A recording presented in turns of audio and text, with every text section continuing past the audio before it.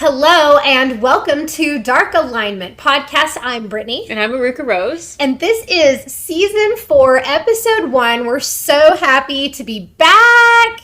So excited. So excited for this story tonight. We are going to be covering the Menendez brothers and the entire Menendez family, actually. So we've been very, very busy in the meantime before getting this out to you. So we apologize for any delay, but you will not be sorry for the things we've been working on. We actually took time off to work on new projects for you. So we did. We're going to just promote the thing that we have been really devoting a lot of time and energy to, and that is our workshop. We have created this amazing workshop that mixes psychology, human development, and astrology through the entire house system. And we think that you guys will get a lot out of it if you go check that out. Everything you could ever want is on darkalignmentpodcast.com. Make sure that you are staying connected with us so you don't miss any updates. We're always doing things. We're always sharing it with you guys. So even if we're not putting out episodes constantly because we're doing a lot of other projects too, you can stay connected so you don't miss a beat. So make sure you like, you follow, subscribe. Also, wherever you're listening to this podcast right now, make sure you give us a rating and a review. You can say whatever the hell you want. We really, the words don't matter. What matters is it just helps boost a podcast up in the charts. So that's the coolest thing you can do to help a podcast that doesn't cost any money at all. Just takes a second. If you're cool, you're going to do it. If you're cool, you're going to do it. And you can even say, I'm cool, I did it, as your review. That would be great. We would love that. Or just tell us, your favorite ice cream flavor or, anything. We don't care. Just say something super weird. What you're going to be for Halloween. Oh, what are you going to be for Halloween? That's what I want to know. And that is what I want to know. Yes, please. I don't know what I'm going to do yet. I had it all planned. All my plans have fallen apart, and I have to... Same. Okay, we got to come up with a plan. So, sidebar, we have to vote for what you want us to be for Halloween also. We want your suggestions. Tell us what you're going to be. Tell us what we should be. Let's make it mutual. Let's all work together on this. And then another great way that you can support our show is by joining our Patreon. So our patrons have been live streaming with us for the last 20 minutes. They've gotten all the background. They've already seen the charts. They've gotten all that info. And we've talked already a little bit about this case in depth with them. So, we do weekly bonus content always for Patreon. They get to live stream every single episode. They get discounts, they get a discounted rate for our workshop, tons of perks, discounted readings from each of us. We try to make sure our patrons are well taken care of because they take care of us. And we've been doing some super fun stuff on there. My personal favorite is we've been doing murderer makeovers. This is my favorite thing right now, too. Been absolutely living for it. Sometimes you just look at Casey Anthony and think, she needs a makeover. And you think, what if she was a cowgirl? Or what if she was... Ed Gein. Ed Gein, sometimes you look at him and you're like, man, wouldn't he just look way better with more eyelashes? Man, he could be cuter. Yeah, he could. Yes, same with John Wayne Gacy. Maybe he's needs a Paris and Spring vibe. You just never really know. So that is basically what we are doing a lot now as a short series for Patreon. It's been a lot of fun. It's been hilarious. So we do that and many other things. So again, darkalignmentpodcast.com is where you can join us there. We would love to have you. We also have merchandise. Woo! So if you would love a custom scented candle, when you light it, the wax looks like blood. It smells amazing. They're locally made by a woman-owned business, Anastasia Blue Alchemy. We love you guys. They do an amazing job. I love the scent so much. The scent is beautiful. It's like a cranberry orange magic. I don't even know. They created a custom scent for the podcast. So it's our energy in a candle. And they are two beautiful, wonderful local witches that we absolutely love. So we would love to see you guys burning our candles. And if you have one, send us a picture of you burning it. That would make us happy. And the Stickers are an easy, awesome thing. They're cheap. You put them on anything you want. Rock the podcast. And they also say, let's chart this bitch on here, which is hilarious. So, and then you have some really cool things going on. You're offering some readings right now that are seasonal. Yes. So every fall, and only during fall, I offer shadow self readings. And these are all about your shadow side that's reflected through your astrology chart, as well as a channeled message it through that with the cards, and what type of shadow work you could do, what kind of guidance your guides are offering you for shadow work for this season. I think that this is a really great time of year to really reflect on, the first house is a lot about how we show up in life, but to look at that 7th house, look at like what's behind you, what maybe you reject or what you need mirrored back to you. I think it's very good time for this. You've done my shadow reading before, and it's awesome. Like, I actually still listen back to it all the time. And that's the thing, is these readings are timeless. They really are. This is just a really good time. Like, I will probably revisit mine as soon as we hit Libra season, just to really kind of... And I've extended it this year, so you have what is now part 1 of that reading. Oh my god! And so I have now added a part 2, which is all the channeled messages. I'll do a part 2 just for you. Oh my god! Like an only part 2. Oh my god! Okay. But part 1 is very timeless, and then part 2 will be like really focused on here and now, like what you can like dig into right now. Awesome. And more channeled stuff. So that's really exciting, and I'm only offering that until. From now until November 8th. Okay. So after that, it will be too close to my birthday, and I'm not doing readings. I love that you do that for yourself, taking this break. I have to have a break. And then right at that time, you guys need to know that the eclipse is coming. The eclipse is coming at the end of October and early November. So you will want to get on these eclipse readings, especially if you have anything in Taurus, Scorpio, Aquarius, or Leo. Those are the ones that are going to be facing the most those fixed signs, these conflicting energies. Fixed energies. It's going to have those signs are going to have a lot of intense interactions with these eclipses coming up, just like the ones that we had in the spring.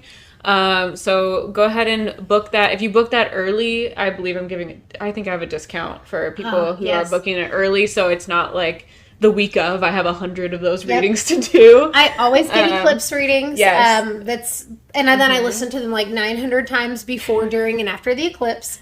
That's the thing, is her readings are all recorded, so you can just keep listening and kind of really like. It's amazing what sticks out each time I listen. It'll be like a different part. It'll like kind of resonate and stick out a lot more, because you move through the entire thing and it's like, well, I'm only on the first one.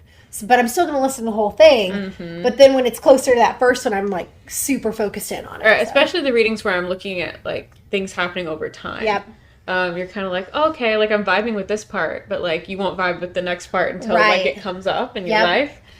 So it's really fascinating. I think it's a great perk to having recorded readings. When I have readings that aren't recorded, I try to take notes, but it's not the same. I agree. Yeah. I had somebody ask me if I could do a live reading for them the other day, and I was like, I can, but I usually do recorded, and here's why. And then I did his reading, and he goes, okay, I had to listen to that like 15 times. Yep. He's like, I'm so glad we didn't do that live. I was like, yeah, that's how it goes. Live readings are great. They are, but it's more of like a consultation where we're talking and discussing things, and that is good in its own way. But if you want like something that's going to be really detailed and extensive, I think recorded is the way to go. Yeah, I agree. And that's what I offer for most of my readings, and they're all integrated readings. So I use astrology, cards, runes, pendulum, channeling. It's a lot of combination of everything. So we've got shadow readings and eclipse readings coming up. You got to get on those. Yep. And as always, I do dream readings. I do dream analysis readings. I do tarot. Do a little bit of everything, but my book is still available on Amazon for those of you who haven't had a chance to get a copy yet. Yes. We have that, I believe, on our website too. Anyone interested in dreams and how their dreams work, what they mean, doing dream work, you got to get this book. If you've ever wanted to understand your own dreams, I kind of teach you how to do that, how to walk through the sub layers and pick that apart and kind of find that meaning for yourself. And if you want to go deeper, like I would love to work with you one-on-one. These are very personal, very, very conversational, interactive readings. So if that's something that you'd like to do, get in touch with me.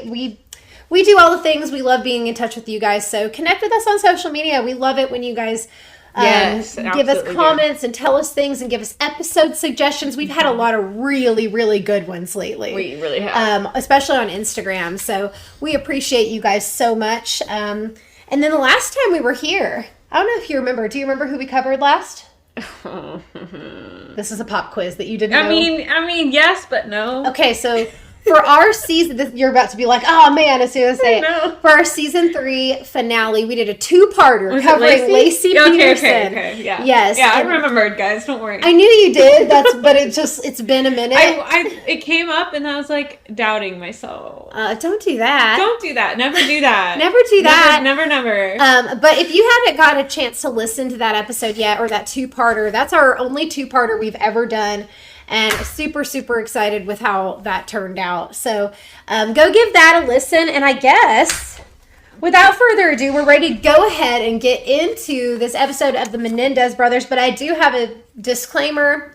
I'm going to be warning you guys multiple times.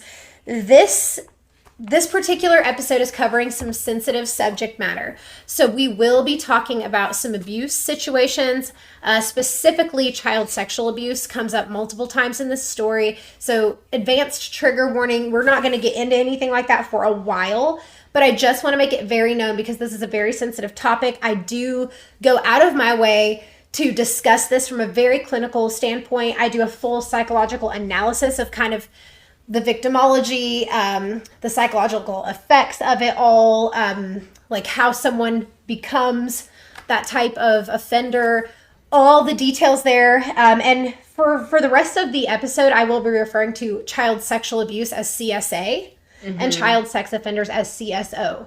So just to kind of like take some of that triggering language out of the episode, I want to just go as clinical as I can. And keep YouTube a little bit happier with us. Yeah. And I mean, I just think it's important to really understand this. A big part of my schooling involved like sexual studies and human sexuality. So a lot of sexual dysfunction, a lot of different types of paraphilias.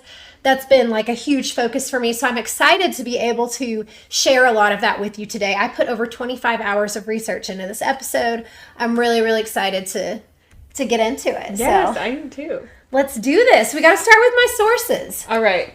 Should we move him? Yeah, let's move Frank. For those of you who can't see, we have a skeleton that is our new co-host / mascot. His toes are always pointed. His toes are always pointed. For those of you who are on Patreon or watching on YouTube, you can actually see Frank.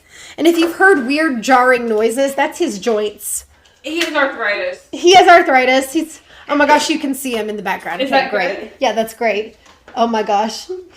Snoot like a... Yeah, he looks very snobby. Perfect. That's perfect because we are going to be in Beverly Hills for a lot of this episode. So he's got Beverly Hills energy back there. I like it. He's doing great. He's already adding so much to the podcast. He is. He's contributing. He's been a great investment so far. Absolutely. I'm glad we hired him. I'm so glad we hired him. So, sources for this episode.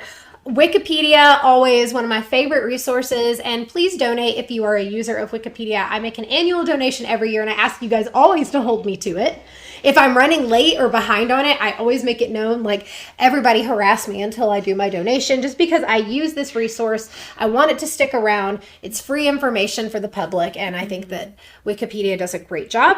IMDb.com, ABC News, Law and Order True Crime, The Menendez Murders, the Hulu series entitled The Menendez Brothers, Eric Tells All, which is actually interviews with Eric in prison, talking about all the details of this case.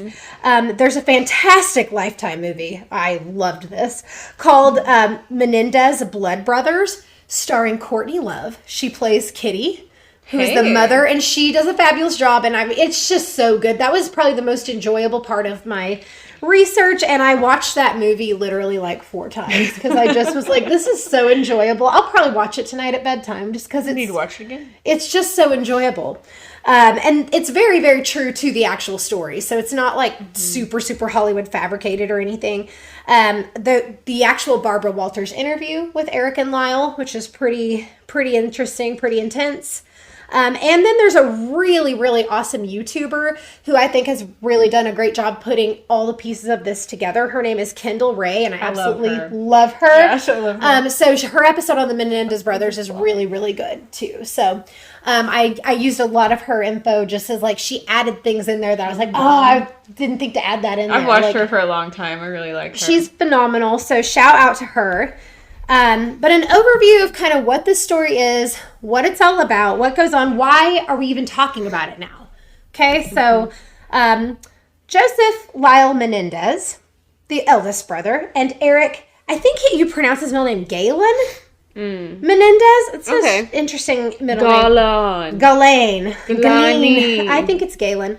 Menendez. They're upper-class American brothers who were convicted in 1996 for the murders of both of their parents, Jose and Mary Louise, who was also known as Kitty Menendez. So this was obviously took place in 1996. I was in the 4th grade at the time, but I remember this story. I was already into true crime by that age. I was like 9. I was 3. I was maybe 10, 9 or 10. I was learning to talk or whatever and running around. I was absolutely into true crime at this point in my life.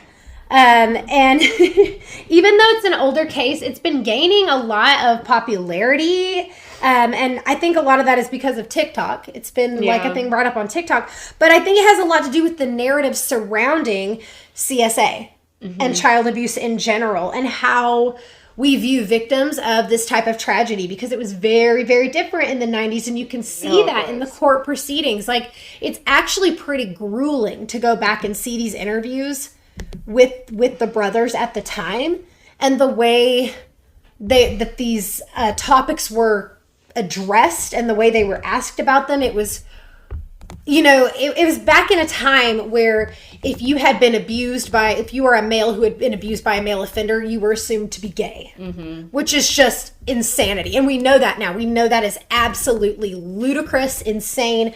But this was such a time and place in history that you can just really, even though it doesn't seem that long ago, it was very different. The narrative has absolutely shifted. So I do think that is a big part of what has caused some resurgence in this case, and why people have taken a new interest in it after all this time. So again, trigger warning, there is murder, there is CSA, which again, child sexual abuse, throughout here. I will continue to warn you as we get into more sensitive spots, but we're going to go ahead and start with the patriarch of this family. We're going to talk about Jose Menendez, and I call this section Jose's Journey. My section titles are always Jose's Journey. Jose's Journey. So let's hear about old dad here. All right, I've got his chart up. All right. Jose Enrique Menendez was born May 6, 1944 in Havana, Cuba. And this is fascinating, but both of his parents were professional athletes. Whoa. Yes. So he was born into a really competitive and really successful family. His father was a well-known soccer player who owned his own accounting firm. So also had this he wasn't just a jock, he was also smart. You had to kind of be everything in this family. You had to be super successful in all the ways. And his mother was a professional swimmer. She was actually inducted into Cuba's Sports Hall of Fame. So she was very well known. His parents were famous athletes. Their family was pretty well off. People knew who they were. They had this prestige about them. And it sounds like a really good life, and it was for a while. But in 1959, when Jose was only 16, this very idyllic life that he was living was pretty much uprooted because of Fidel Castro. He overthrew the government, seized property of the wealthy and the upper middle class, and this was during the Cuban Revolution. So this was a huge life event that happened to an entire country. I mean, everybody felt this. So as a safety precaution, Jose was moved to the United States. His family wanted to get him out of there. So he went by himself to the United States. So, without his family, they all stayed in Cuba trying to salvage their property and possessions. And he was obviously left to fend for himself. And he ends up in New York City. He's a dishwasher, and he's trying to support himself. He's a kid who's, not from America, literally trying to learn how to acclimate himself to a brand new place with nobody, with no support, with no family. Very, very intense situation. I imagine this was a very traumatic time. Definitely. He was living in an attic. This was really, really difficult. But he was super, super determined. Nonetheless, he was very resilient. He wanted to make something of himself. He came from this very high achieving family, and he did make something of himself. He did very well in school. He earned an athletic scholarship, so he just like his parents, was very athletic, very smart. And just, I think more than anything, put all of his effort into being and becoming somebody. Like, that was really, really, really important. He wasn't just going to be satisfied working in a dish room and being complacent. That was not in his nature. That's not how he was raised.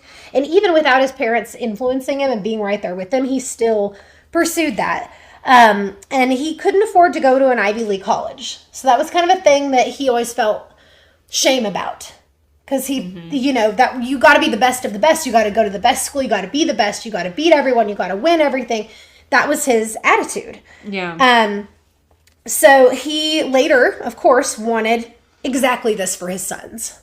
So this kind of shows you what type of person that we're dealing with. And then, the next portion is him meeting Kitty. They met pretty young. So I don't know if you want to talk about anything you've seen on the chart with Jose's young life. About his chart for a minute. To look at him. So, Jose being born, again, May 6, 1944. We do not have a birth time for him. So we don't have any houses. There's no rising sign that we can know of right now. But his sun is in Taurus. He's a Taurus, and he has a Libra moon right at the end of Libra. The sun in Taurus is right in the middle, really close to Mercury, which was in retrograde at that time, and Venus. Those are also in Taurus. On the moon side, we do have Neptune in Libra along with the moon, but they're pretty far apart still. They're about 26 degrees apart. Oh, wow, yeah. Neptune was retrograde. And his north and south node, which are interesting to me, he's got the south node right on the 0 degree of Aquarius, and the 0 degree of Leo has his north node, conjunct Pluto. So when we have that kind of like Pluto conjunction with the node, it shows like a major life transformation, So I think we do see him make so much change. And the south node being in Aquarius, we can see like his past being more involved with things that had to do with the community, things that had to do with the collective. That's a lot of Aquarian energy, being different even, being kind of a loner, being isolated from, not isolated, but like alienated. Yes. I think that's a really good way to put it. Him going from the situation he was in with a government situation that's like a big community type issue to deal with, and then moving and being alone and trying to like be his own individual in this new society. I think he spent a lot of time in his early life really involved with that Aquarian type energy. Yeah. And that's what's shown on his chart. He then with the Pluto and the North Node being in Leo, his later life probably being more about him and what he wants to do with his life, what he wants to create, and this like transformation that he comes into. Oh, you have no idea how correct you are right now either. I love it. Oh, fantastic. Yeah, I love when you foreshadow a little bit, because later you'll be like, oh, that's why I said that. It's so great. I have a few other thoughts, but I haven't gotten there. So some other thoughts. Him with the Taurus sun and like that Mercury and the Venus, I think he is really like situated in what he sees himself as and what he wants to be. That Venus being kind of like your desires and like things you value in life. He is really maybe kind of stubborn or like steadfast in what he wants for himself. Yes. He's probably not the type of person to like see some other way to do something and be like, oh, maybe I should do it that way. I think I want to do it that way now. Like he's already doing it the way he wants to do it, and that's what it is. Mm-hmm. And then his mind is really made up in that too, but I think he does move a little bit slower. Like his pace is probably that Mercury retrograde in Taurus is like very steady, like, okay, I'm gonna move forward, this is how I'm gonna plan this, or this is how I'm gonna talk about this. I kind of wonder how he sounded when he talked a little bit. But his thought process would have been almost like regimented, but I think that's maybe a little more Capricorn type of word. But having it so close to his sun, I think that he is very self-assured in how he thinks in Taurus. He's going to take his time if he needs to, and he's not concerned about that. Right. The Libra moon can make him a little bit more appeasable, a little more appeasing, a little bit more pleasant, where he can kind of see the other side of things, be like, oh, okay, like this is kind of what it's kind of a more balancing placement, but he will want things to like feel a certain way. Like he's got like, I really wish we knew his rising sign. I know, I do really too. I do too. But his Chiron is what I wanted to mention real quick. He has Chiron conjunct Lilith in Virgo.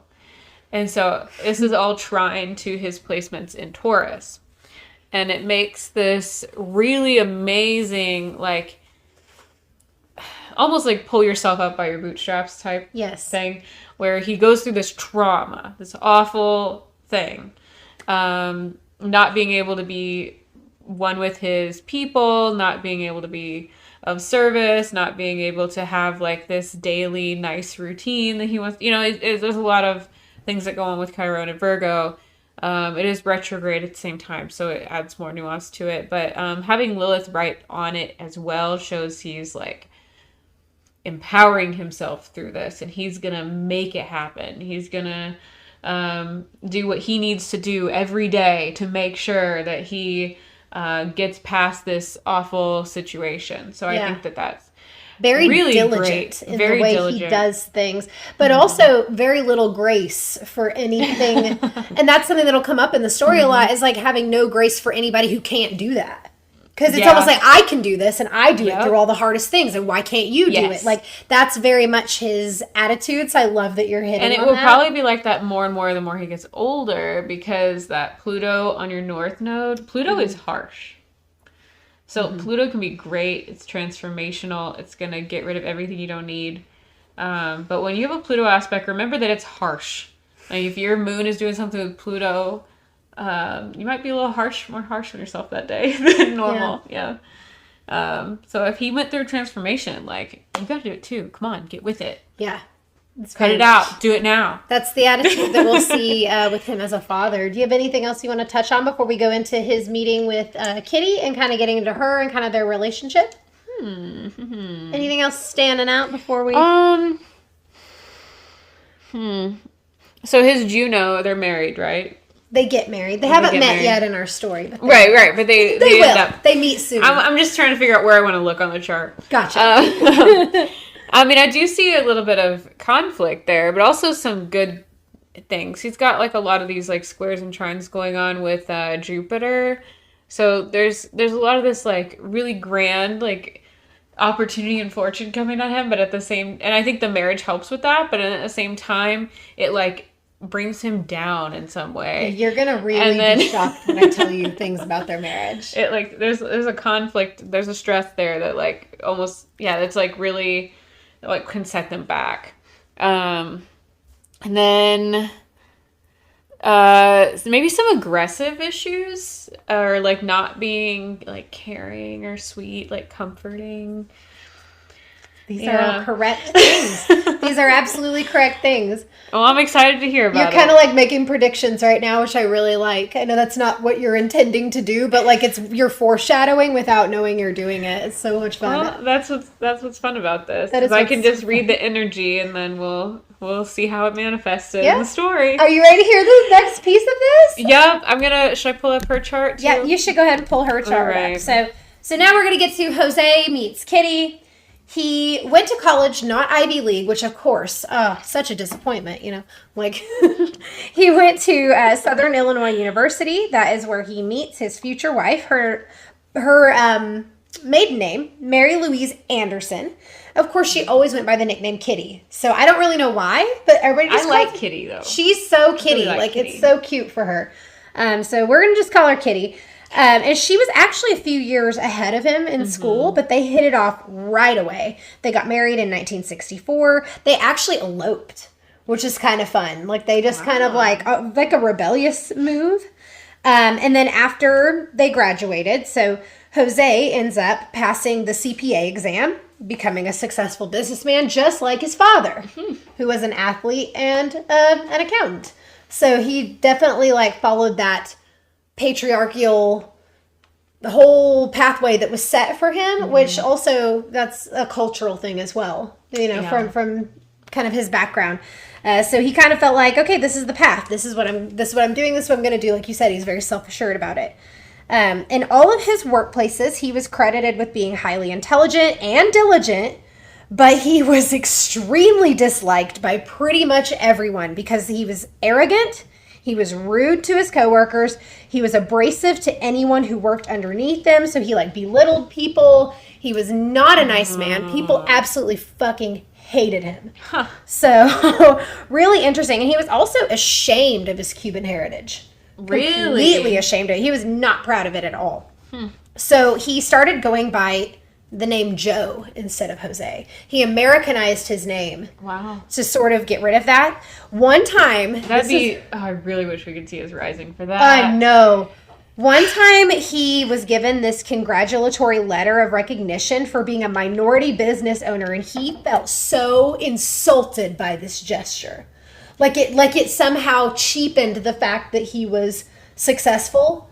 Oh, it's because you're a minority. We're going to give you this extra recognition. He was not okay with that. He did not like that. So people did not like him at all, but it was a little different for Kitty. She was actually like really well liked. She was a former beauty queen, and of course she's a Libra.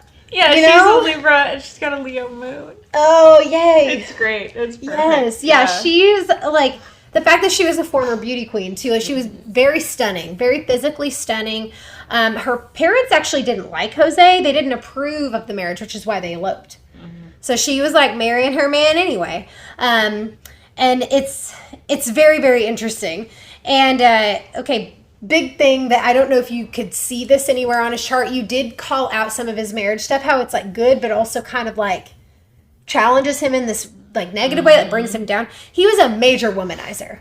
Major. He had multiple mistresses, countless affairs throughout his entire marriage to Kitty, and it was suspected that she knew about them too. So I don't know about that, but like it's not off to a great start for them as like a couple. Like she's kind of like this sweet like person that everybody likes, beauty queen, and he's this asshole that everybody hates. I mean, I can see that. So now that we've got her chart up too, she's got the sun right where his moon is. Yep. So that is a really intense connection when you find somebody who has, when there's like a sun moon synastry aspect, like your sun and their moon or vice versa. It's you feel very connected to them. That person feels seen, like you embody like this inner part of them, and then reverse, like you're like, wow, like this person really truly deeply gets me for who I am. So it's a very strong connection. And then her moon being there in Leo, right where Pluto is at this same time period of time, and where it is on his chart. So that's also his north node, if you remember. Yep. So he's moving towards her moon sign. So like it's, wow, that feels really like a calling too. Yeah, for her sun and moon. He's like drawn. Yeah, so it makes sense. I see why they were like drawn to each other so much. And they'll probably she'll at least go through a lot of emotional transformations during this period of time while they're together. Because he will trigger her Pluto aspect so much. But she's got a really strong Pluto moon aspect, and she has Chiron in Leo too. Dang. She's got a lot of emotional like depth to her, for especially like with her moon being in Leo and being able to like express it too. Like I'd really like to have a conversation with her. Yeah, we're gonna get into a lot of kind of how she dealt with that too. Yeah. Like we'll get into that as we get further into the story. Wow. But definitely a lot of emotional depth, like you're saying. So. And being able to like express it. Like that's what really fascinates me too. Because like obviously like every sign can have like there's like a depth to every sign, but Leo is so good at telling you about it. So yeah, having Pluto and Chiron and the moon there, I'd like love to hear her talk about her feelings. Well, you can just watch Courtney Love portray her. It's fantastic. Oh, okay. I will like that. That Lifetime movie, guys. Please go watch it. It's so good. Her south node is in Pisces, and her north node is in Virgo. So she was probably attracted to how he was able to pull himself up to become something in this new world that he moved into. Like, that was a really empowering. His way he empowers himself, I think, is really feels it like draws her in more. I like it. To him. She has Juno in Libra with her sun. So I think she is, at the end of the day, like, really committed to herself. But then when she met him with his moon in Libra, it made her, like, really feel committed to him. Yeah. Her Venus is in Sagittarius. It is, let's see what else she has. He is a Taurus. So in her sign of Taurus, she has Lilith and Saturn and Uranus. Interesting combo. I know. All on top of each other, like within a few degrees. So when all of these are coming together, I mean, this is her Saturn and Uranus are both retrograde as well. So the Saturn retrograde, her life structure is based in conjunction with the planet of, like, sporadic things, electric energy, like, really, like anything could happen, almost random earthquakes. Like, this is a very, like, earthquake vibe being in Taurus, especially with Saturn. Like, she will probably base a lot of her major life structure on, like, kind of spur of the moment, spontaneous things. I could definitely see her eloping. It's not a leap for her. And then, especially if it's something that she's doing to empower herself, because Lilith is here. If she wants to marry the guy she wants to marry, she's gonna, like, empower herself. Like, this is what I gotta do. I'm gonna go do it. Yeah, fuck you, Mom and Dad. I'm doing what I want over here. I like it. That's right. And this is like opposite Venus, so it's all, like, on a different side of the same coin. Wow. All connected to what she desires for her life. And I think that since he has so much Taurus, some of the issues are also going to be shown here, where, like, he creates more unexpected things to come up in her life and her life structure, and kind of dismantle things as she goes along, and she has to empower herself through each of those instances. That's all just with those three placements in Taurus. I love it. She's got a really interesting chart. And I mean, I think that we will learn kind of more about her, how she shows up as a mother, because we're looking at now how she's a wife and how she's her own person. But if you're ready, we'll go ahead and move into... Oh, yeah. They become a family of 4, everybody. Family of 4. So before too long, Joe and Kitty have 2 sons, Lyle, born July 10th, 1968, and Eric... Oh, July or January? July or January. This might be a typo on my part. Because I have January. I'm pretty sure it was January, and this is a typo on my part. I'll double check. Sorry about that. No, I'm pretty sure. The birthdays are important for us. They are. I'm pretty sure that is a typo on my part. Lyle, right? Yes. Yeah, Lyle. I'm like 99% sure it was supposed to say January. But, sometimes I black out while I'm doing things. Yo, you did a lot. Yeah, January. Okay. See, I'm crazy. We're good. It's great. We got it. Okay. We're good. So, Continue. And then Eric was born 2 years later. So they're 2 years apart. They're very close. Not just close in age, but they're close emotionally. They're best friends like their entire life. They watch out for each other. But when Kitty got pregnant, she was very excited. She was very, very excited to be a mom. She quit her job to devote herself to her new role as a mother. So this was something she was taking very seriously, very devoted to this. And so she wanted her day-to-day to be. Yes. Yeah. And then a little bit about the boys. So Lyle, like I said, was the oldest, but he was definitely the more dominant and assertive of the 2 brothers. And that happens a lot when you have an older sibling and a younger sibling. Typically the older sibling was a Capricorn, so... Yeah. Yeah. Yeah. Yeah. And, you know, Eric had a more timid, submissive personality. He was a little bit more sensitive, kind of like the little sweeter, you know. Little baby Taurus. Little baby over there. So they had a totally different vibe. So they were, like I said, very close growing up. They're still close like that to this day. They are still extremely close, even though they're in prison. They are, like, inseparable heart space. Like, they're so deeply heart space connected. So I'll be interested to see their synastry and how all that lines up, because, like, there's so much love between these two individuals. Lyle was very protective of his little brother, and they did everything together. When it came to peer relationships, they did have friends, but they cared more about each other. Like, they had friends, but it was more like they were each other's best friend, and, like, friends, and they shared friends. It wasn't like they each had their own friend groups. Like, they had a shared friend group between them. You weren't friends with one of the brothers without being friends with both of the brothers. And I feel like a lot of times twins are a little bit more like that. Yeah. Like, they share friends, but not... these two were not twins at all, 2 years apart, and still were that close. So, a special connection. This is kind of funny, but former friends have mentioned that they always felt like the two brothers were always, like, plotting and scheming, like, trying to, like, screw them over. Like, they didn't kind of trust them. They were raised to be very sneaky and also very aggressive and always trying to get ahead in life. So they kind of had this mentality from having the father that they had, which back to Jose a little bit. So eventually Jose moved the whole family because they were living on the East Coast. Both the boys were born on the East Coast. They moved the entire family to California, and Jose became a music executive for RCA, which is huge. Whoa. Huge. So showbiz, baby. He goes hard. He actually ended up being one of their top executives. He signed the band Duran Duran.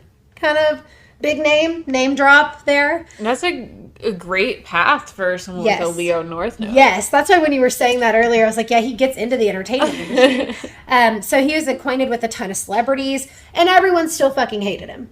Everyone hated him. Like, he's super successful. People hate him. He was a fucking dick at work, just in general. Super aggressive, intimidating personality. People did not like him. And then he actually ends up getting into the movie business after he makes it in the music business. So he becomes a movie executive. He moves the entire family to Hollywood. So they are... a lot of moving for him. Yes, a lot of moving. And the whole family just uproot, go where dad does because he's so successful. And he's just going to, this is what we do. I'm successful and you guys are along for the ride. And I want you all to be successful in your own ways. You know, it all sounds great, right? Like...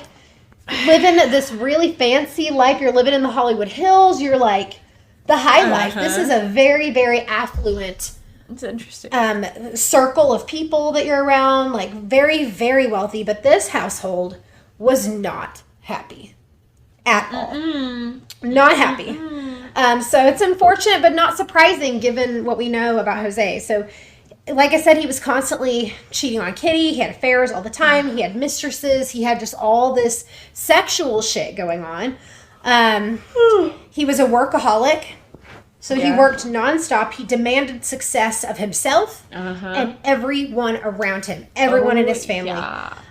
From the moment that the boys were old enough to walk and talk, he made it apparent that they needed to live to his very high standards. So he's got the bar set very, very high. He was strict. He was stern. He was overbearing. Very demanding father.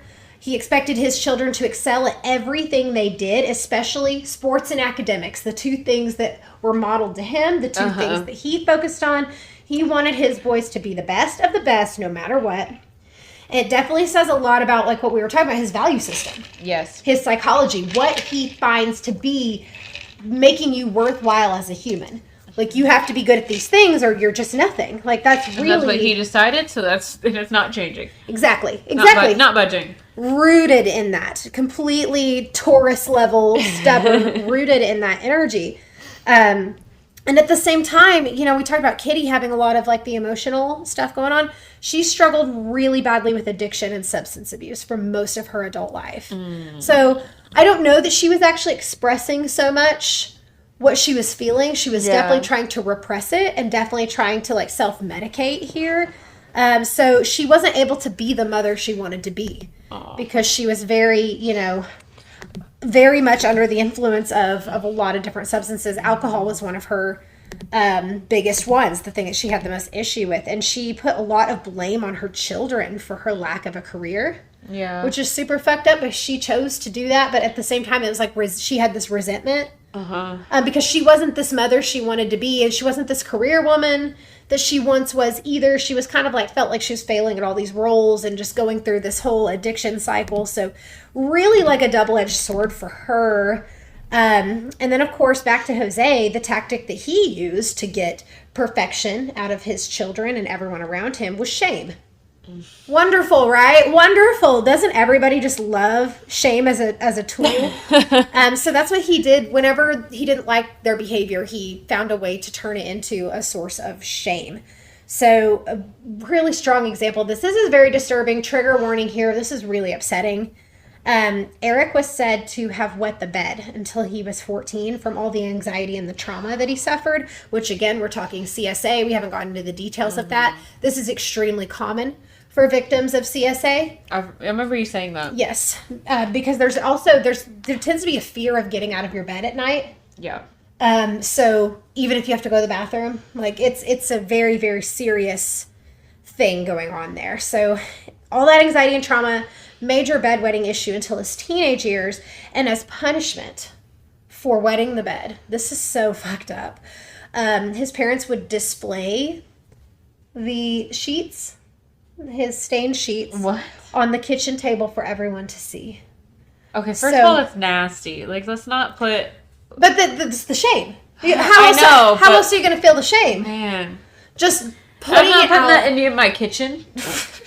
I'm sure Kitty was supposed to bleach the kitchen afterwards. Yeah. But it was like the point was, look what you've done. Are you proud of yourself? Like, let's just all gaze at this. So using extremely psychological, like, shaming tactics to control and try to, like, change behavior, right. Which that's only going to make it worse. That's only going to intensify that anxiety. It's only going to make him feel worse about himself. It's not helpful.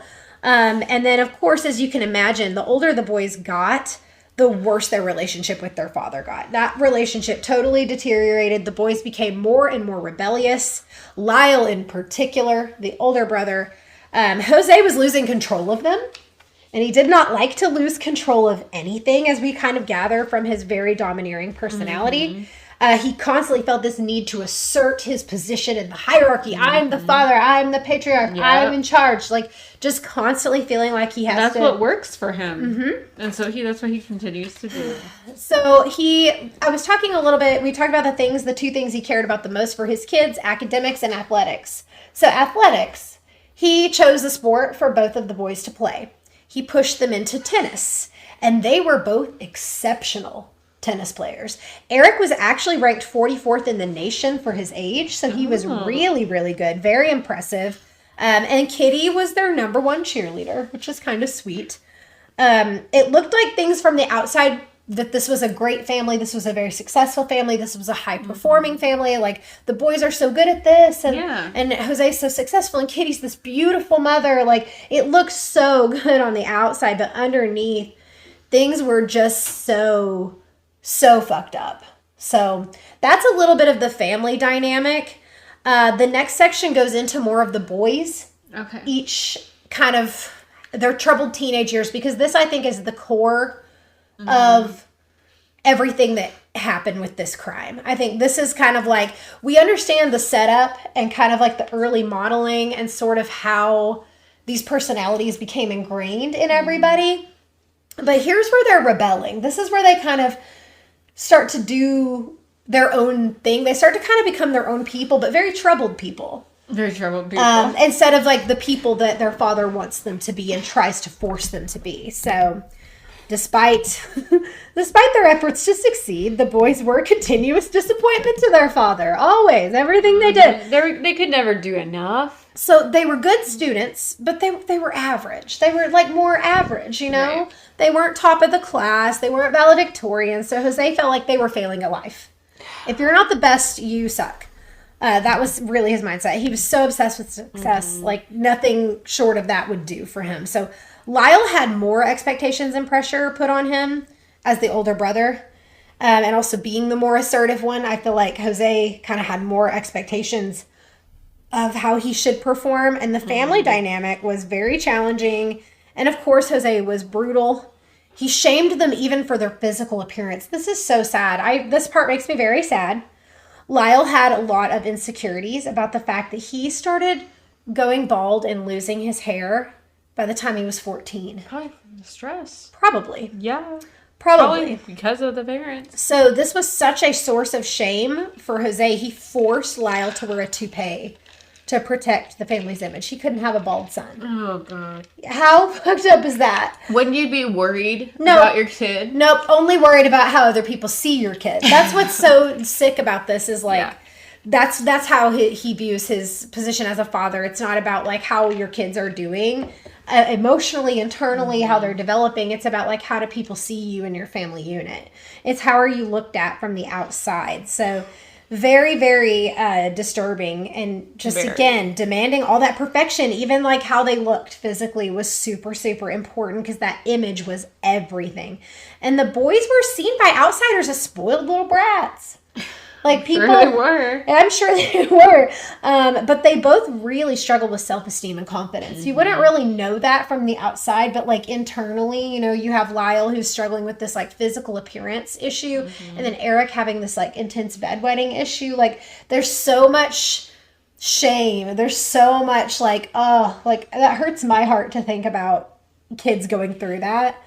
But they started to rebel a little bit more, like even Eric, as they got older. Like Lyle was already kind of rebellious, and then Eric kind of started getting there too. He started kind of stepping into his personal power as well. And then they started hanging out with like not as preppy of a crowd. They started like making friends that kind of got into trouble too. So they kind of found a little rebellious group to hang out in, and they started committing crimes as teenagers. So here's their kind of pathway into criminality. They started committing a series of burglaries in the neighborhood. They would steal from friends and acquaintances, so people they knew, which is kind of interesting. And it was just crimes of convenience. You know, they knew the layout of the house. They knew the people. They knew where the valuables were. Like, they kind of did this purely because it was easy. And it was the thrill seeking. This was not, they didn't need to steal. These are extremely wealthy kids. This is purely for the psychological thrill of doing it, of being sneaky, of getting away with something, of pulling one over, of like kind of scheming and doing all of this. And the brothers, like I mentioned, did a lot of that together. Like they were kind of raised to be this like secretive, scheming little group. They stole over $100,000 from one of the victims, and they were eventually ratted out by a friend. And Jose was furious about this, but he was not furious that they had done what they did. He was mad they got caught. They weren't successful. Because of how it looked. They just weren't successful at it. They're idiots. If you're going to do this, you got to pull it off at least, you know? God. You got to have a good dismount. They have a shit dismount in Jose's mind. So he actually paid off some of the burglary victims to keep them from filing a police report. So isn't that crazy? And this one time that he wasn't able to intervene first, like they got in actual trouble. So because of his age, Eric ended up taking the fall for everything because he was younger. So it wasn't that big of a deal. He had a lot more leniency. He was sentenced to community service. Slap on the wrist. No big deal. No big deal. So there's no consequence. That's the other big thing here is we're not seeing any consequences. And a lot of that is Jose. Yeah. Keeping him from that. Right. From actual real world consequence. Like the only consequences they knew came from Jose. They didn't come from outside. Which is an interesting...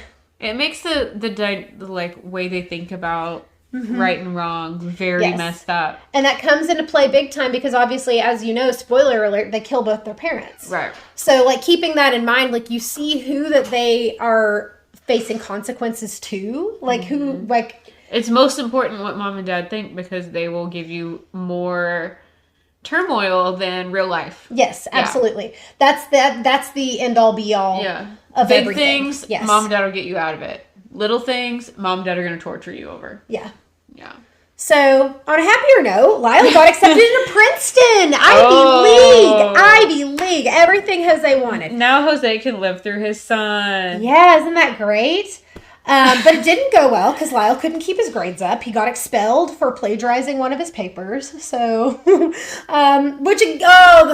shame. Oh, the shame. So it's like high highs and low lows in this family. Like, you think it's going to go good. When every little thing is, blown up. I mean, plagiarism is, not good. But, like, wow. But once again, Jose tries to cover this up and pay people off to keep Lyle out of trouble. Mm-hmm. Jose tries to do this, and that didn't work. So Jose got Lyle a job working in the movie business. He's like, I got connections. But again, that didn't go well. Lyle hated the job, had zero work ethic, none at all, did not want to work, spent most of his time socializing and fucking around. He would clock out early all the time to go play tennis. He got fired even though his dad was the CEO. So that's embarrassing. And then Eric, what's Eric up to while Lyle's doing all this? Because, Lyle went off to college, and Eric is the only child at home now. Right. Home with dad, home with mom, which is really tough for him. Being more sensitive, he actually really enjoyed writing. He wrote a screenplay with his mother, Kitty. They were actually pretty close. And it kind of cracks me up. But the story is kind of eerie that they were writing. Mm-hmm. It was foreshadowing because the story was about a rich kid that killed his parents for inheritance money. And Kitty was extremely proud of Eric and his creativity and his way he could express himself. But Jose didn't give a shit. He showed no interest. And the boys were so disappointing to him that he considered taking them out of the will. So, wow. The next sections we're going to get into are actually about the crimes. So if you want to maybe pull up their charts and we can talk about the guys. We will go over their charts right after our video from our sponsor. Note from our sponsor. A word from our sponsors. I couldn't think of the word. I like word. You did this. I couldn't think of the word. You so everyone, make sure you know that.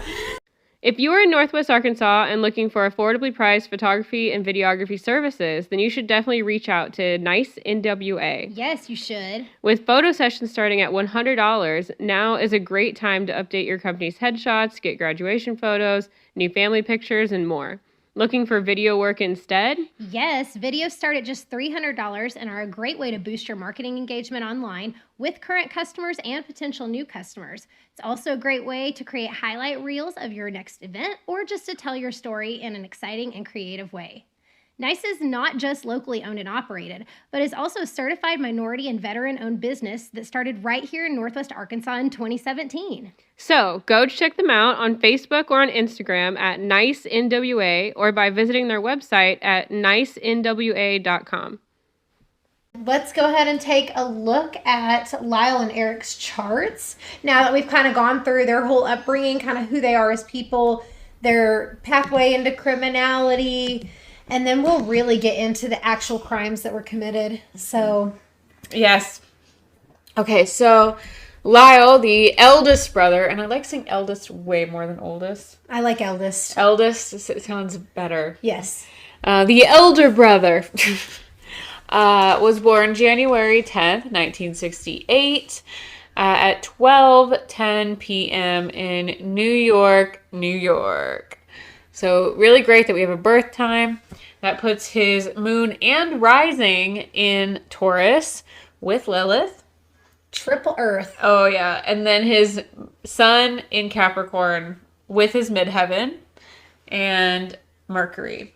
So he's got some really prominent, strong placements in both of these signs.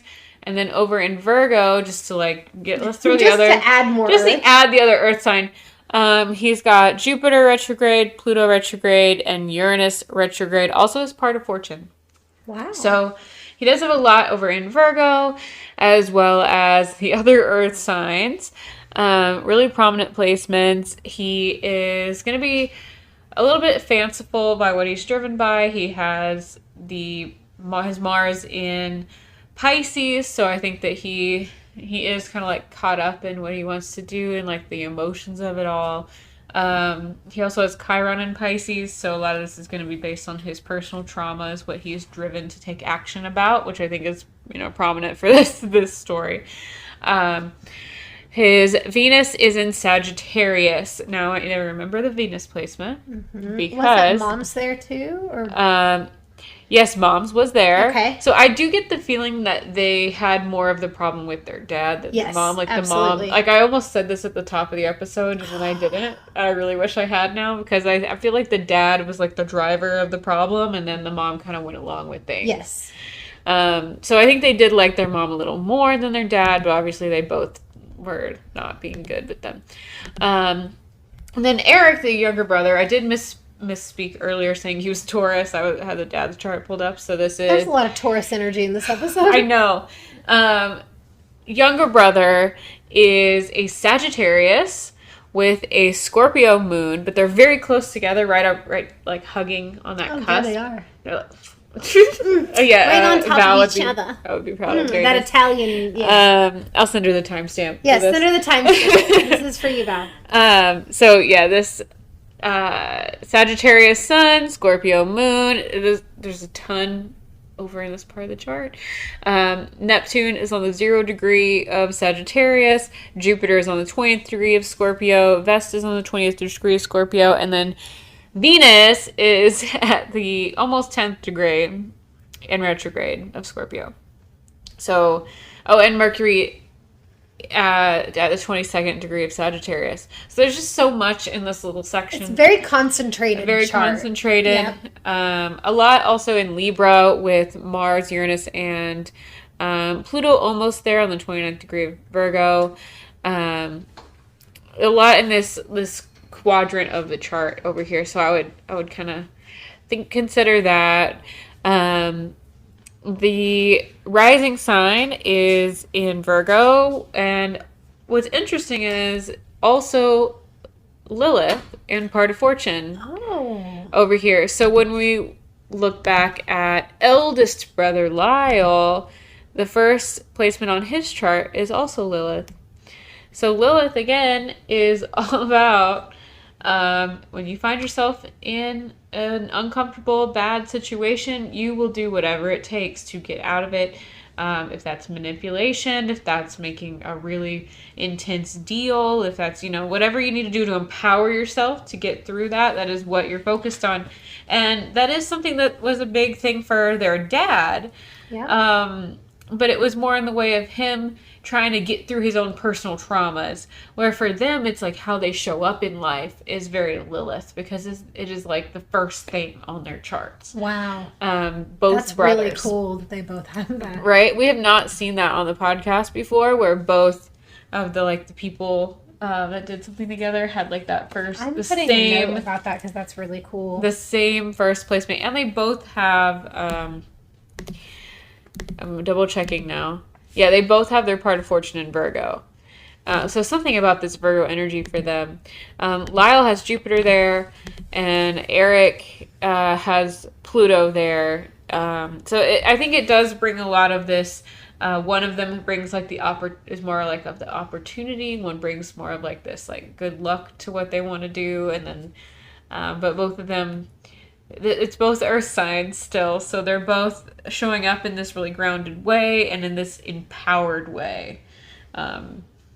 Really making sure that like whatever they do together is successful and like brings them to a better situation. That's why everybody said they felt like these two were always like scheming together, like as they were. Because it just worked out like that. Yeah. And then past that, with older brother's Venus being in Sagittarius, right where younger brother's Sun and Neptune are, it's like it is a really nice, loving situation for them. Like that heart connection that you were talking about. Yeah, it's so strong even to this day. Like it's kind of sweet. It feels really strong. And then younger brother's Venus in Scorpio is right where older brother's Juno is. So that's his place of commitment with younger brother's heart space. So they're really committed and really like heart space connected for sure.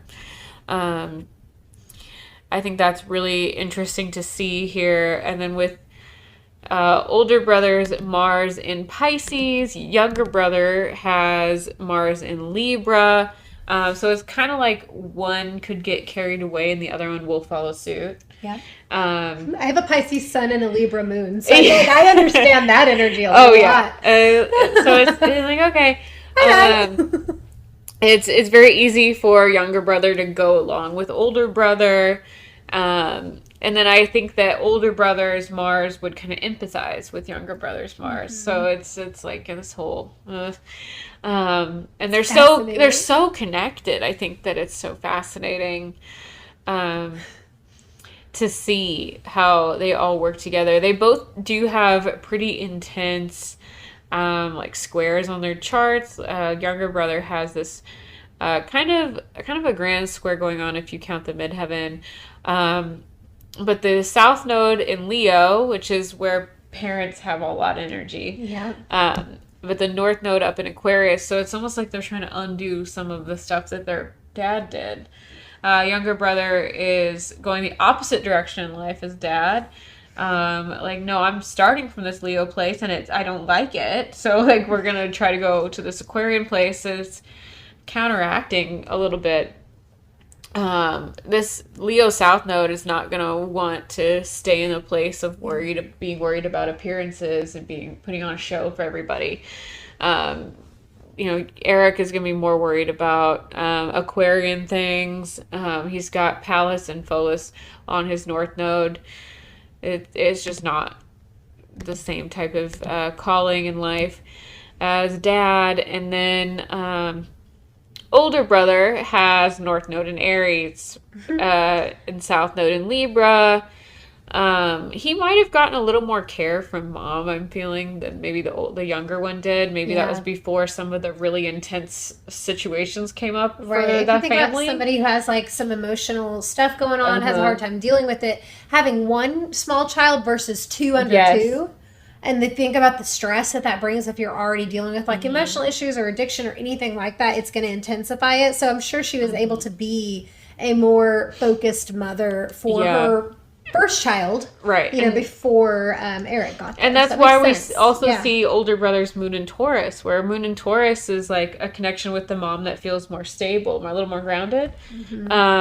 Where younger brother had moon in Scorpio, and they are opposite, so keep that in mind too. It's almost like they're emotionally completing each other, the brothers. Oh my gosh. But they have opposite views of their mom, but like still like they are like two sides of the same coin. Yeah. So younger brother sees the mom as much more like intense than. But he still had a close relationship with her, which is so interesting. Because intense can be deep. Yeah. Yeah. Yeah, it's so interesting. But it's a very different. It's almost like opposite relationships with the mom, but like in the same way, like on different sides of the spectrum. Yeah, that's so wild. Right? Because it just rings true, but the way you're explaining it is so wonderful. I love it. Yeah, that's what I love about these episodes, this podcast. We get like another dimension to the stories. So it's just what I really wanted is to like see like the energy, to be able to talk about the energy of what happened. Right.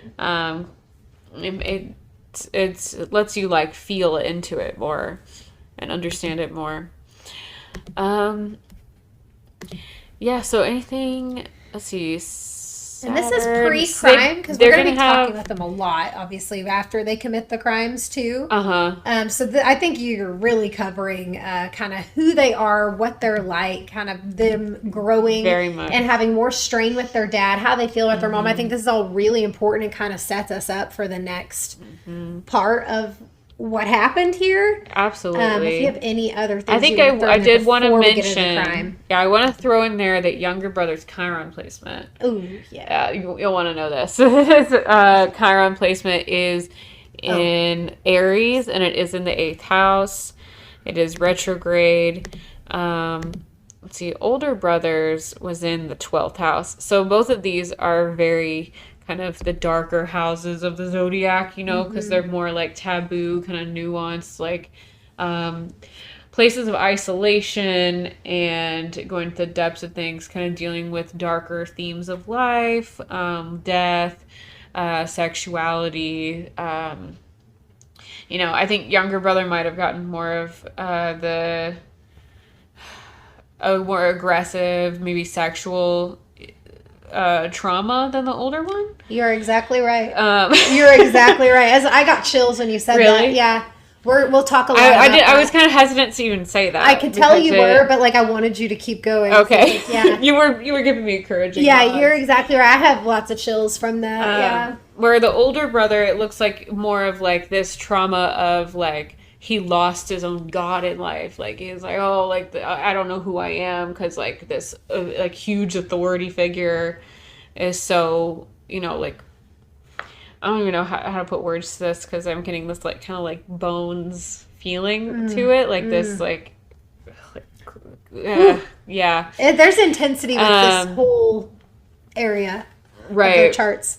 Like it's exciting to like get into because I'm like so Scorpio, you know. I'm like, oh, I want to get into this, figure it out. But like it is very like it's like hitting me.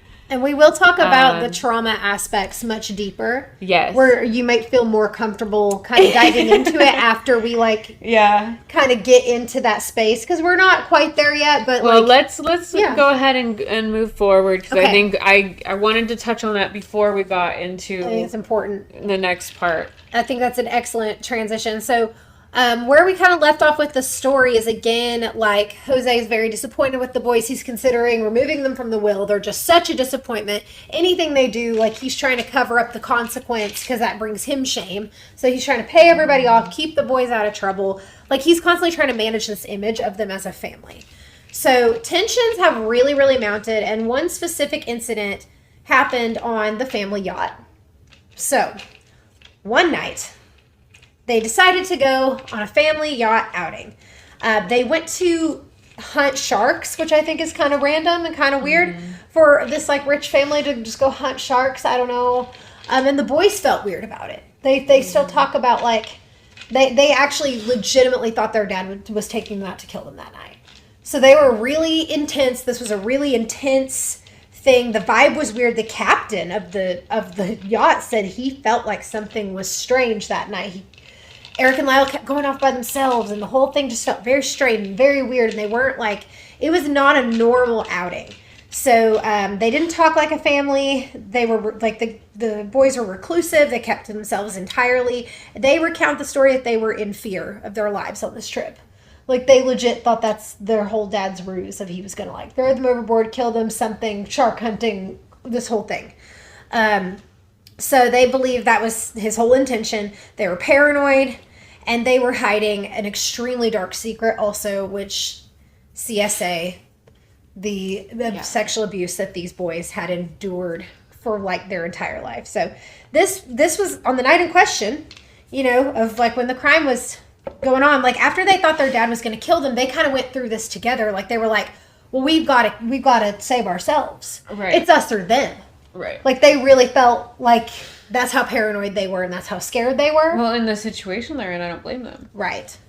So on the night of the murder, Joe, Jose, whatever he wants. I like call him Jose because that's his real name and he wants to Americanize and we'll just call him his real name. So Jose and Kitty were relaxing in their pajamas. They're in their den. They're watching television. They were actually eating some ice cream, like having a really laid back night. Out of nowhere, Eric and Lyle busted into the room carrying shotguns, and they immediately opened fire. So, Lyle shot Jose with a 12-gauge shotgun at very close range. Eric was supposed to shoot Kitty, but he couldn't bring himself to do it. I know. So, Lyle ended up taking charge and shooting their mother first in the leg. She's still alive. She tries to crawl away from the attack, so she's watching her children murder her, you know, and just watch them murder her husband. Yes. Yeah, they're dead. So she's trying to escape. She's crawling, and they continued to fire until they were completely out of ammo, and Kitty still was not dead. She actually tried to stand up and run, but she slipped and fell in her own blood. So she's trying to get out of this horror scene, fully knowing what's going on, which is just horrific to think about. The brothers went outside. They reloaded the guns. And they came back inside to finish her off with a shot to the face. Wow. Which is, shotguns leave holes. I mean, I'm talking, this is brutal. This is absolutely a horrific scene. I mean, it's just not a little bullet. That's a whole shell. Disturbing. So she was shot 10 times in total. Eric had fired 2 of those to make sure that she was dead. And then after the deed was done, they sat on the stairs and just waited for the cops to come. Like, they thought surely someone in this upscale Hollywood neighborhood would have heard all the shotgun blasts. It's loud. It's like 10 o'clock at night, so people are still awake, you know? So they were just assuming. But quite enough for them to definitely hear it. But they were like, it's just a matter of time. Like, somebody's totally going to call the police. Like, that doesn't happen here. And nothing happened. Nothing happens. They sit there. They're sitting there waiting. Nobody ever comes. And they were like, well, what do we do? So at this point, they came up with a plan to avoid consequences for what they had just done to their parents. So they decided it would be best to stage it as a mob hit. Given their father did some shady business practices, he was super hated by a lot of people. He had all these mistresses. He was banging a lot of people's wives. You know, there's a lot of people who wanted to kill Jose. Yeah. So, you know, but to make it look like a mob hit, they made sure to shoot their parents in the kneecaps to give it that vibe. So now the next step, now that they've done that, the next step is to come up with an alibi. Where were they? Okay, we got to come up with, where were we? So they come up with this elaborate story about going to see a movie, but they needed to explain where they were at the time of the murder, and obviously they can't buy a movie ticket for after the fact, you know, but they came up with a pretty good plan, honestly. Right. They decided to say that the movie they originally went to see was sold out. So they went, they couldn't get tickets, it was sold out, so they had to drive all the way across town to another theater to go see something else, and they did buy tickets to that movie, and they did sit through a movie. Okay, that's pretty clever. But yes. So this accounted for their timeline. So they had all that figured out. They had ticket stubs now to corroborate this timeline, and then after the movie, they come home, they return to the scene, and they make an infamous 911 call. You can listen to this call. It is a hysterical, sobbing, emotional. Lyle made the call, and he said, somebody killed my parents. He's crying. He would be the better pick for this call. He is sobbing. Looking at their charts. He is sobbing profusely. And it was actually a little bit difficult for dispatch to understand what he was saying. Oh God, I can hear it in my mind. Like, I can hear it. It's so intense to listen to this, especially knowing that they're the ones who did it, and like hearing the level of emotion. Like, 911 calls can be very disturbing to listen to after the fact. But the officers on the scene said the boys were completely hysterical. Eric was screaming uncontrollably. He was curled up in a fetal position on the lawn, and Lyle was trying to comfort him. But Eric was just completely inconsolable. They were so distraught. They seemed genuinely traumatized. So nobody suspected that they could have been involved in this because they were just out of their minds.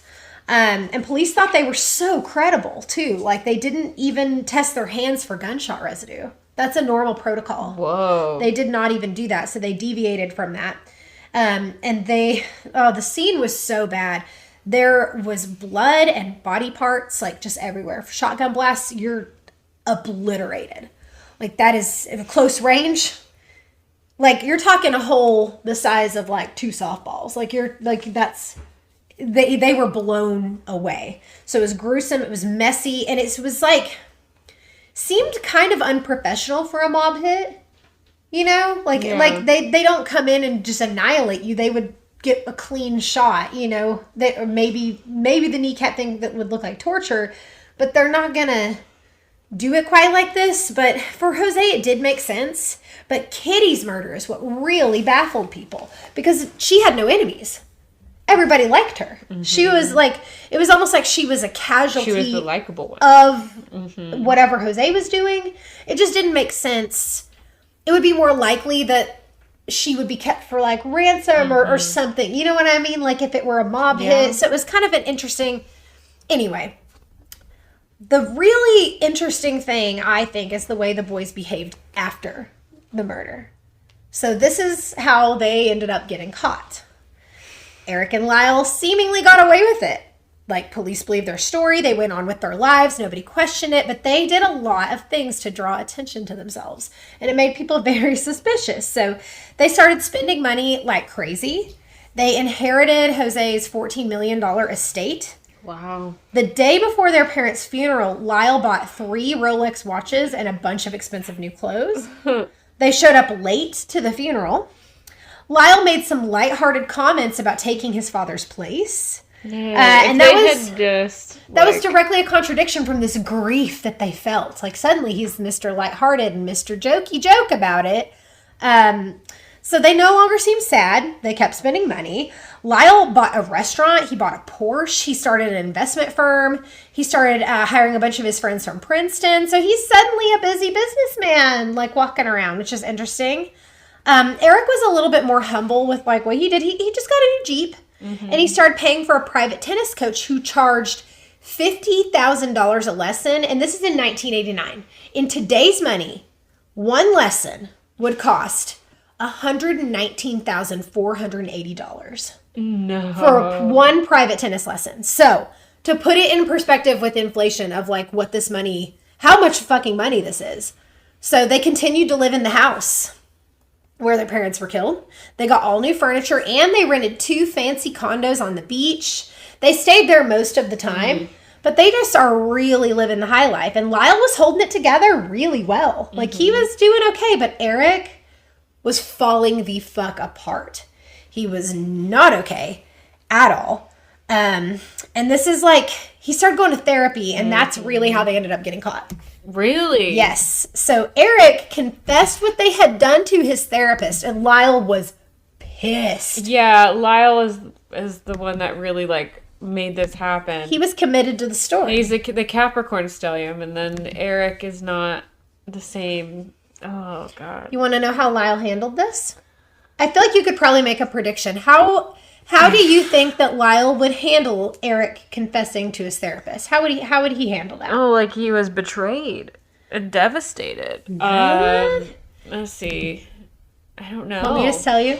Yeah. Well, think about the example that was always set for them. He did exactly what his father had done and tried to buy their way out of trouble. He tried to pay off the therapist, just like Jose tried to pay everyone off. I wouldn't have thought about that. I would have thought that was your first guess for some reason. I was thinking about in relation to the brother, like what he would do to the brother. No, so I wasn't thinking about the therapist. To protect both of them, to keep them from consequences. Yeah, because that's the example that was set. Yes, I'm gonna buy our way out of this. So he bribed Eric's therapist and paid him to keep his mouth shut. But this guy was secretly recording every single counseling session. So he coerced Eric to talk about it over and over and like confess all he had done on tape. But the therapist didn't go to the police. He was just saving these tapes. But turns out this therapist is also a huge piece of shit. His mistress, who was also his secretary, is the one who felt compelled to turn the tapes over to the authorities. Because she knew all this was going on, how wrong it was, and how he was being bribed. And she was like, this is just disgusting.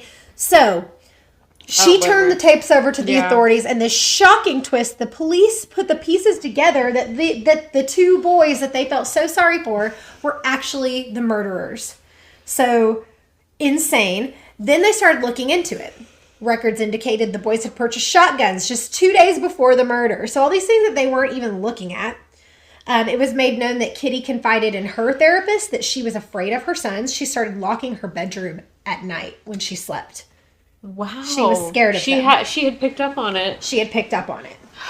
So that's kind of the actual murder. The next whole section is the actual trial, which is where the sexual abuse comes in hot and heavy. I mean, like, it's kind of the base of the trial. So we don't get into any of those details until, do you want me to go ahead and go into the trial, or do you want to talk a little bit about their murdering? I think all I want to mention is just a reminder about their Mars placements, like what drove them to actually take action on what they were doing, and how the oldest brother, he would get, like, all in this other world of emotion about it, and he had this whole vision of what he wanted to do. I think that his Mars is also in the 6th house, or in the 11th house. It's kind of near his Pholus placement. I think there's so much on his chart where he is more of like the driver for this, and then the little brother is kind of like, like that sounds like a good plan, and like kind of the softer one, but not so much where he's not part of it. Like he's Right. got a lot of fire. You know, I think that he gets fired up about it. He's an active participant, but he's also swayed easily by his brother. He's swayed a little easier because the older brother is so Capricorn, and so like this is what it is, and like, and then the other one gets fired up, and you know, he's got the Scorpio Mars. It's still very intense. It's still very they both have or sorry, not Scorpio, Libra Mars. It's right at the end of Libra, where it's like he kind of takes on that that same energy of who he's around a lot, and a lot of that will happen with Libra. His Mars is in his second house. He's going to do things that he thinks are meaningful and of value. His Venus was in Scorpio, is what I was mentioning. And since he's got like this deep devotion with his brother, I think that plays into it. But really just how their places of trauma and their chirons and their places of action, their Mars, both play into the way they carried it out. Yeah, makes a lot of sense. Where he was like, the younger one was not really able to make those shots to the mom at first. He just did the ones to make sure she was dead. He couldn't do it where the older one could get more carried off into his feelings and like make it happen. It's very interesting to see on the way their charts line up. You know, it would form kind of an inconjunct with their Mars placements just about. Or, let's see. Actually, since there's on the cusp, it's more of a trine, so they work really well together. Since that Mars placement for the younger brother is so close to Scorpio, and the older ones is so much at the beginning of Pisces, it's more at that 120 degree mark. It's really helpful for them working as a team and getting something done. They kind of fill in the gaps for each other, and the one that was better at the phone call, that could be more, oh my god, convincing. Because Eric was falling apart. He was a mess. He couldn't do like the whole thing. He was, and he ended up being the one where his emotions ended up. He couldn't keep it to himself. He couldn't play it cool. Yep. Lyle could play it cool really easily. Eric could not. So I guess we'll go ahead and get into the trial, because this is, oh my gosh. I want to hear about the trial. Trigger warning times a million. We're going to talk a lot about some abuse things that are uncomfortable, but very necessary in this story. So during the trial, the Menendez brothers stated that they committed the murders in fear that their father would kill them after they threatened to expose him for years of sexual, emotional, and physical abuse. That's a good motive. I think that's at the time, it was not taken very seriously. Really? Yeah. Right, because again, it was in 1996. It was not taken the same way as it would be now, which again, that's why this case is important, I think, for us to still talk about. Yes. So, that's a real threat.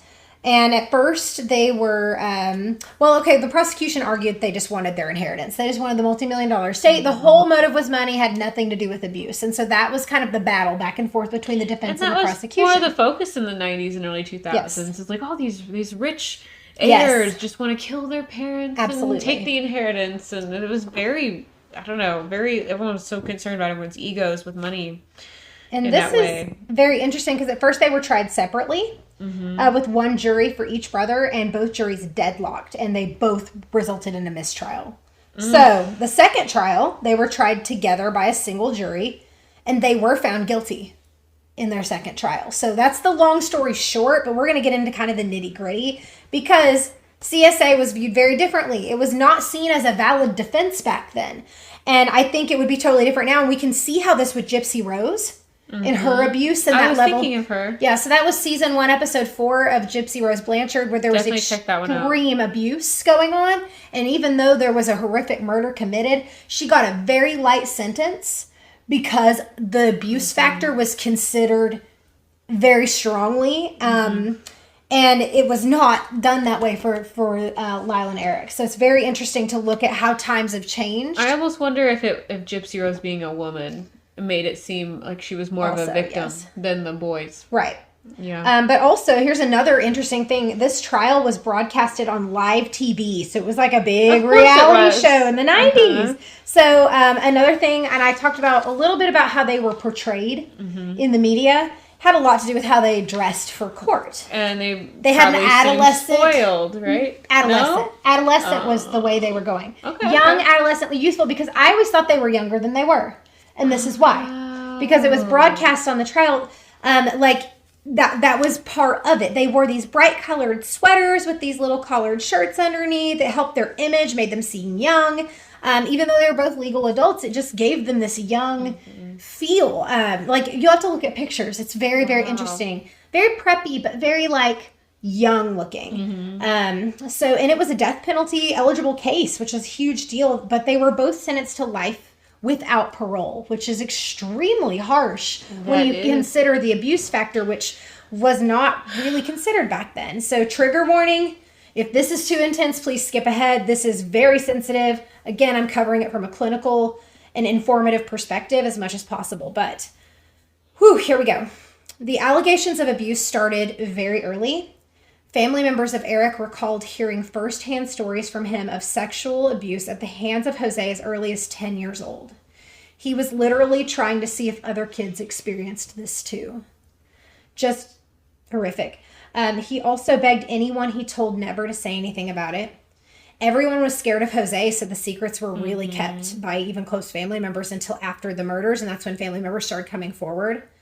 And then on the stand in court, this is so intense. If you've ever seen a documentary about this, you will see this. Lyle and Eric completely bare their souls. They expose the entire truth about the level of abuse from their father. He regularly forced them to perform oral sex. There was manual fondling. There was penetration with various objects. And what I believe was the most heartbreaking moment of the trial. This almost makes me want to cry. Lyle gave a tearful apology on the stand to Eric as he confessed that he played with Eric in the same way when they were children. So he acted out the abuse. He was also a child and didn't receiving. This is very common, and I'll talk about this too. Right. It's gut-wrenching to see and hear. It's not uncommon. Obviously, children do not understand the complexities of what a sexual relationship entails. And when a child is groomed to believe that what they're experiencing is normal, they sometimes repeat the behavior on someone else, putting themselves in the role of the abuser and emulating what was done to them, because that is normalized behavior. But when he looks at his little brother and he's like, I'm so sorry, and he's crying and they're both crying. I mean, it is so intense to see and to think they got life, without parole for this is kind of like, wow, And there's nothing that can be done with this sentence? So we're going to talk about future things for this case. But first I'm going to go deeper into sexual offense in general. So why people offend, how this happens. So past learning experiences is a big part of it. Cognitive expectations and beliefs, conditioning, environmental stimuli, and reinforcement contingencies. So that's when sex is used for rewards and punishment. And this happens a lot, especially when the parent is the abuser. And oftentimes the victim learns how to use sex as reward and punishment too. Right. It's a mutual thing that happens. It's very sick. It's very sad, but this is part of how it works in this dynamic. It's very disturbing, but it exists in our society every single day. And I think it's really important to just educate people. But as always, the propensity to commit any type of sexual crime involves experiencing multiple risk factors during childhood. So, and your adolescence and beyond. So, this is true with any criminal act. There is not a single factor. It's like accumulation. It's a perfect storm of events that happens to create these scenarios. So very, very complex. And in this particular situation, we have incest, which is one of the most common forms that most children who are victims of CSA, it's someone they know and most often a relative. So the stranger danger that kids are taught, it's actually be afraid of the people in the close circle, not to scare parents. These are facts. These are statistics. I'm just relaying this information because it's relevant to the story. It's relevant to what we're talking about. But incest between relatives, obviously. It depends on how the law defines relative and adult. These are two words that, like, depending on state by state, how this is defined, there's different ages of consent. It's very, the distance of relative. It's very, very nuanced depending on where you live. But it's associated with like higher risk for later onset serious issues with self-destructive behavior, with deep depression, with substance abuse, lots of fear and anxiety, and major interpersonal problems come from this type of abuse. So this is like a really horrible thing. Some of the psychological effects for victims, which I think this is, again, relevant in this case when you are looking at these young men who just murdered their parents. They murdered their abuser. Their mother was really the thing, I think, that made it so awful, was that she was not, well, okay, arguably, we'll get into that. Arguably.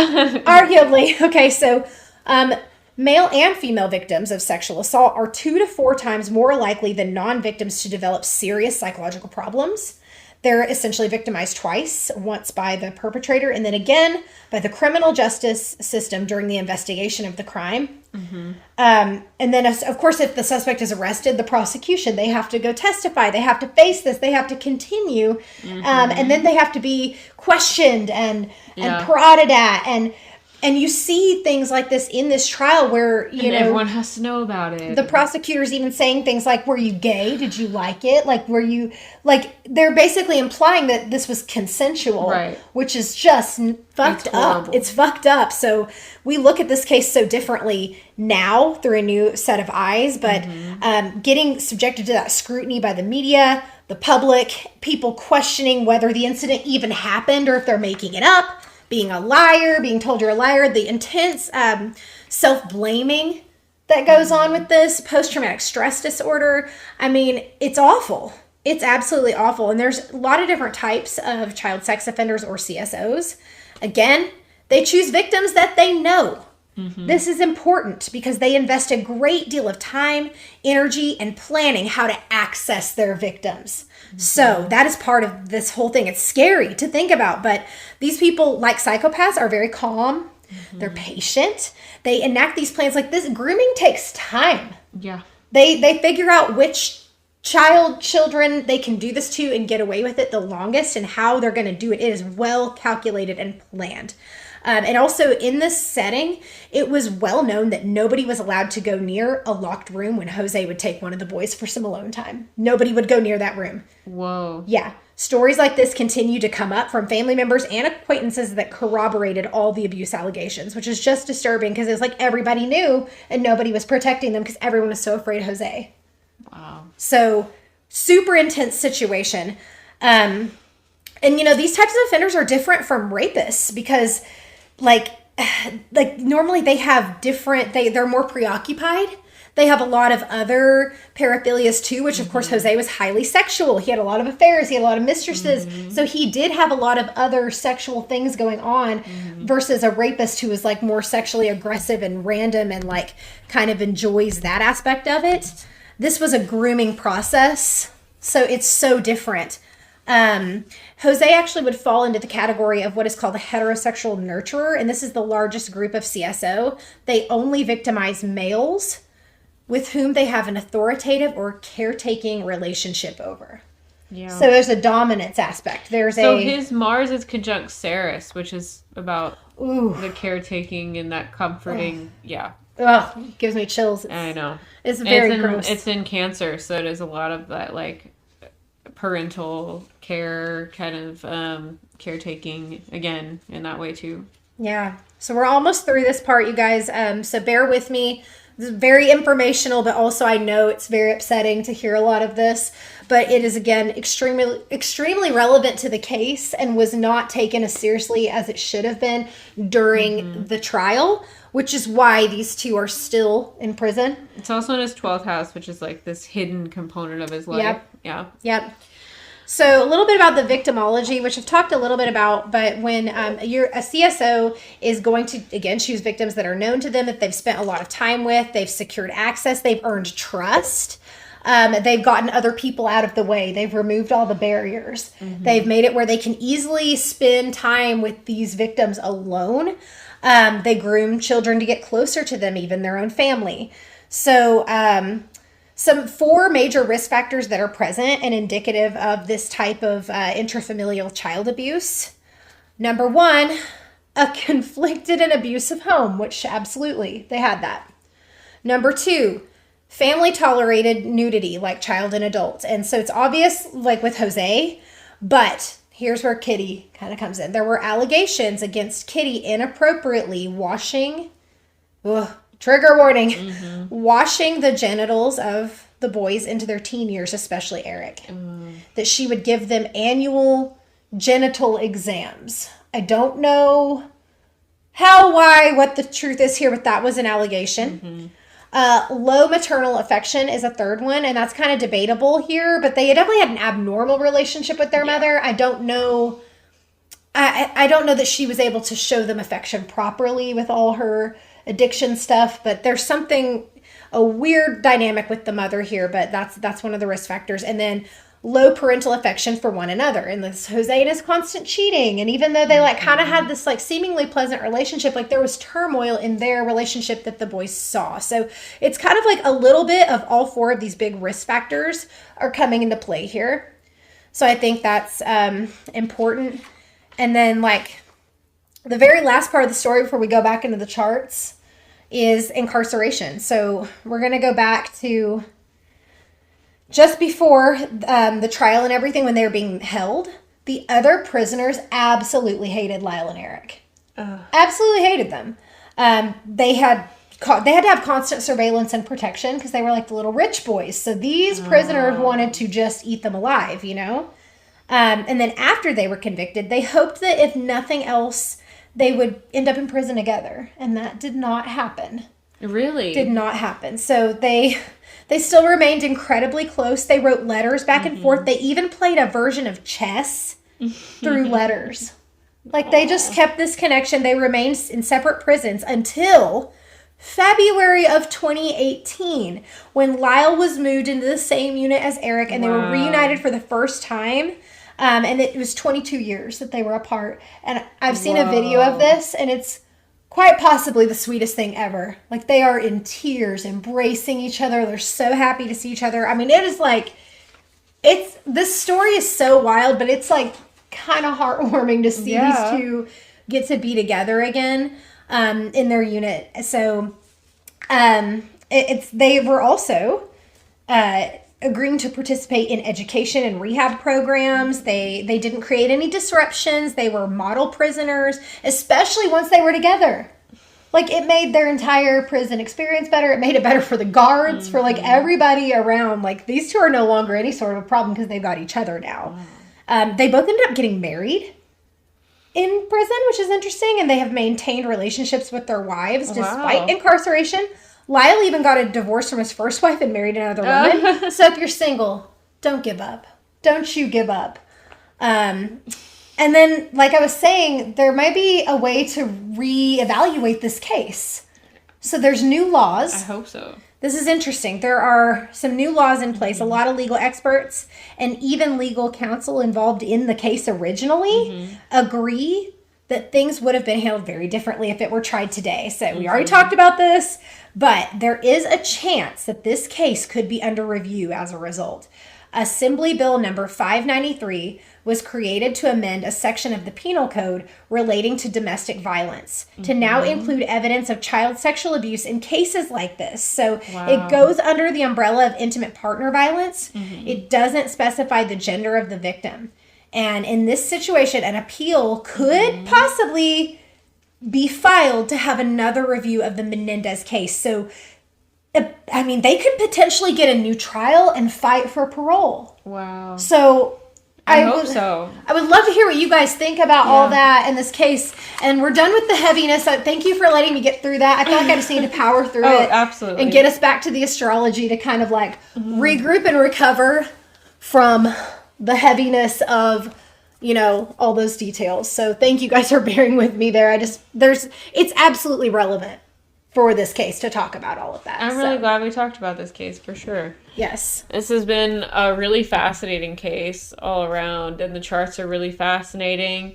If you are interested in seeing the charts with your own eyes, definitely hop on our Patreon because we offer that as a part of our membership for Patreons. They can see all of the charts with their own eyes on our archives. Access to all of my notes too, so you get to actually look through all of my like detailed nonsensical stuff too. Like there's a lot of well-researched details and then just kind of me bullshitting in there sometimes too. Yeah. But yeah, any final chart thoughts that you want to share? I feel like we really covered a lot here. Yeah, I mean, as far as some of that goes, like I would be hesitant to put any astrological detail into specifics. No, I was like thinking that. more about like the new trial and potential for parole. Do you see anything that may look like could have some sort of, I don't know. Let's see, the 12th house things, I don't know. Well, for trials, we typically look at the 7th house. And we see on Lyle's chart, he's got Neptune there. He's in Scorpio. And then on Eric's chart, his 7th house is over in Pisces. And it is a small house. I'm